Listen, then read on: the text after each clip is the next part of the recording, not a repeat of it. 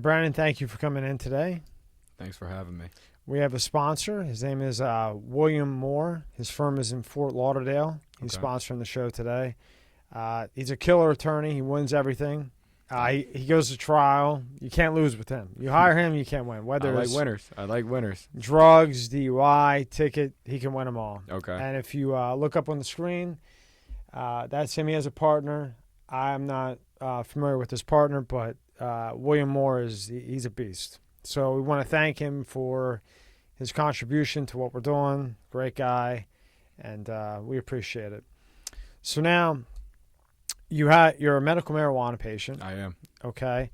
And you moved here in June. Yep. Okay. June of 2019. 2019. And you have 3 herniated discs. 3 herniated discs. Okay. Now, let's start from the beginning. How did you get the 3 herniated discs? So I was in competitive bodybuilding. Yeah. Blew it out, doing too much weight. Just hit it one time, try to go again, try and max out my PR, hit the next one, boom. The rest is history. It was downhill from there after that, yeah. Okay, so then you went and got a marijuana card, or you went to Painkillers, or what did you do? So I was subscribed right off the bat with 80 milligram Vicodin, right off the jump. So this has happened over 3 years ago. Right off the back, they were already subscribing me with multiple painkillers, which I refused to use. Never was about doing any of that. So resorted back to weed, buying off the black market, buying from regular drug dealers just to secure the pain. And when I moved down here to Florida last year, I knew that it was way more easier to get accepted versus in Pennsylvania. So I was able to get a medical card fairly easily. And since then, it's been very, very helpful for my back pain, any type of pain, honestly, personally. So you herniated the disc, and then you went to Painkillers. No. You never even went to them. I still got the same bottle that they prescribed me 3 years ago. You just didn't take it, and you dealt with it. I think I've taken maybe 5 out of the 30 that they've given me. And you just dealt with the pain the whole time. Just dealt with it. Dealt with it for a full year. Okay. Refused to take it. So then you went to the doctor? Yeah, went to the doctor. They prescribed, not even prescribed, just they were trying to fuse my back together, yada, yada, yada. Come down here, go to see a specialist, and he's like, I would never touch your back with fusing it or anything like that. And I'm like, wow, okay. That's where you come to see about the money coming into it, with when a doctor up north says that you're meant for this, and then a doctor down here says you're down for this. It raises your concerns all over the place of what can help you, what cannot help you, to be honest with you. And when I came down here with one of the best specialists down here, he reverted me to medical marijuana to help my pain. And he goes, your back, I would never touch it with a scalpel ever in my whole entire life. Meanwhile, up north, it was a whole different doctor, different money, different everything else. And they were trying to fully fuse multiple parts of my vertebrae automatically right off the back. Nothing else. And that's what led you to the medical marijuana. So 100%. you were in Pennsylvania, you couldn't get shit. Yeah. So then you decided to move down here in June. Yep. You got down here in June, you saw that if you had a really bad condition, any type of medical condition, to be honest with you, that caused pain or some sort, was one of the products of using medical marijuana. Okay. And then what did they give you? What kind of So marijuana? they didn't give me any special type of medical marijuana. Yeah.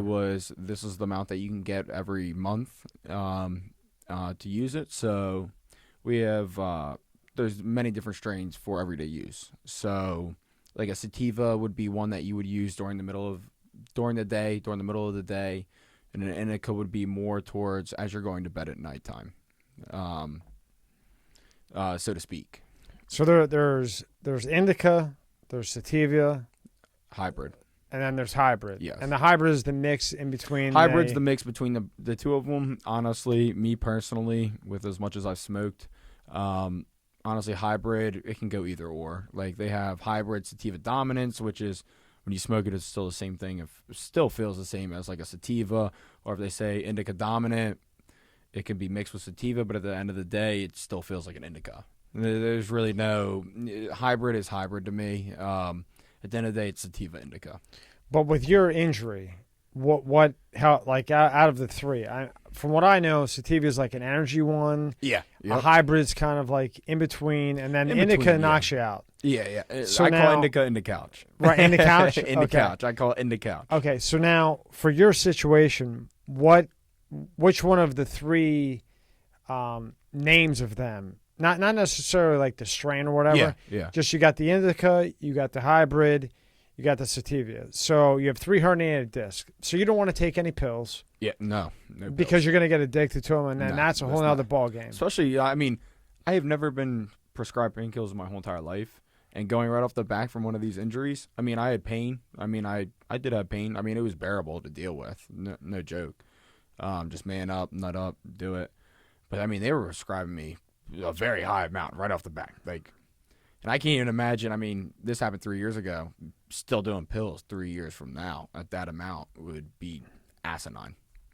Out of belief. I mean, I'd be on the street right now with no home, no nothing, like scratching out my neck trying to get some pills because I mean it's that high. I mean, it was absurd. And the marijuana did that much for the herniated disc. Honestly, me personally, yeah. So if somebody's watching this and they have a herniated disc and the doctor's pumping them with pills because they want money from the insurance or whatever else, do they go to the indica, the sativa, the hybrid, or does it all kind of work the same? It honestly depends on the type of person you are. Like I know certain people. Me personally, I use both of them. I mean, I use hybrids as well. Hybrids are what they are. Like me personally, a hybrid is if it says sativa dominant, it's still sativa in my book. Mixed with a little bit of indica. When it says indica hybrid, still the same indica. It's just with a little bit of sativa in there, you still get that same downing effect as what normally would it have been. So me personally, as a pain patient, I'll wake up usually before work, just smoke a little bit of like a sativa. It keeps me going for the day, gets the pain going. Not where you're sitting in. I'm not saying smoke multiple blunts back and forth, but when you get the right amount prescribed to you and you use that amount right before work, it's perfectly to alleviate pain for a certain amount of time. I go to work for almost about 10 hours a day, so smoking a little bit of that right before work is perfect for my pain at all. And then the indica is usually like when I get back from work, usually after a 10-hour shift, been standing all day, I cut hair, so coming back from work, being on my feet all day, just a little bit of indica, smoking that is the best relaxation, best feeling of I don't even know how to explain it. It just takes away the pain without keeping you still up, especially after getting off work. You don't want to be smoking a strain and then you're wide awake for the next 5 hours after getting off of work. Because you're on your feet all day as a barber. Yes. So in other words, it doesn't matter if it's sativa, the hybrid, the indica. It doesn't matter which one it is. It all. I mean, you want to. From what I know, I'm using both, to be honest with you, for my pain personally. But it doesn't matter which one you would use. That it still works for the pain. Exactly. But at the same point, they do something differently. So like if I were to smoke, say, a sativa right in the morning time, I'm gonna be zonked for the rest of the day. Now, when you say zonked, what do you mean zonked? I'm sleepy, not ready for work, lazy. Off of sativa? Off of an indica. Indica. Off of an indica. Okay. Yes. The sativa is the one that will keep you going for the rest of the day. Keep you going. The indica, like I said, in the couch. When I smoke that, I get off work, I smoke a little bit of indica. All right, I'm in the couch for the rest of the night. It's all over. I put a little bit of Netflix on. I'm chilling for the rest of the night. We good to go. I'm not moving. I ain't doing nothing else for the rest of the day. So what does the sativa do? So you wake up. It's like an upper. Is it like a cup of coffee or what is it like? I wouldn't say like it's like that. I would just say you don't have that drowsy feeling as you normally would. Like a lot of people like that I know that are older that are from back in the day. Like weed was never categorized as much as it was back in the day. Back in the day, your parents and stuff like that, they would get something. They don't know what they're smoking. They just say, "Here's this good bud." You'd smoke it, and it would do whatever to you. Weed is so categorized now that this certain strain does this to you, which is like an upper. This certain strain right here brings you down. Not brings you down as in a negative effect, but lets you relax, lets you really unwind, sleep better, everything like that without the negative effects. And I'm not saying, here's the thing, you got to really understand which ones suit best for you. You know what I mean? So me personally, I work almost 10, 12 hours a day. I'm smoking a sativa in the morning time as I go to work because I know it's not going to bring me down. And then right as I get off work, I'm rolling a J, smoking an indica, which is a full relaxation before work. I don't have anything else to do for the rest of the day, and it's the perfect fit for I sit on my couch, I relax, it gets rid of the rest of the pain after standing all day, and I get a nice good night's sleep, and I wake up fully recharged for the very next day. So when you smoke the sativa in the morning, it doesn't affect your work ethic. It doesn't. I wouldn't say that at it all. doesn't mess you up at all. No. You can function like a normal person. Yeah, 100%. And you would never even know I was ever high. And it takes away the pain. Yeah, for the rest of the day. So back to the initial question. So all of them take away the pain. Yes. It's which one you do when. Yeah, exactly, 100%. And that's the thing a lot of people get like confused on with. I mean, I know people who. When you're getting something off the black market versus a medicinal, when you go to a medical marijuana shop, you know exactly what you're getting, what is exactly specified for you personally, and knowing the side effects of what's going to happen. Like you're not going to take a random painkiller right in the morning time, are you? You're not going to do that at all. That'll knock you out for the rest of the day. You're not going to work at all. But you will take an ibuprofen before you go to work, right?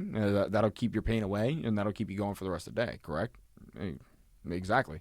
So that's where the line draws, where you really kind of learn about the two differences between the sativa and the indica dominant, which a lot of people don't personally know about when it comes to medical marijuana. Okay, so what is the hybrid? So hybrid, I mean, I've never been a fan of that, to be personally honest with you. Me personally, I'm just more of a sativa straight.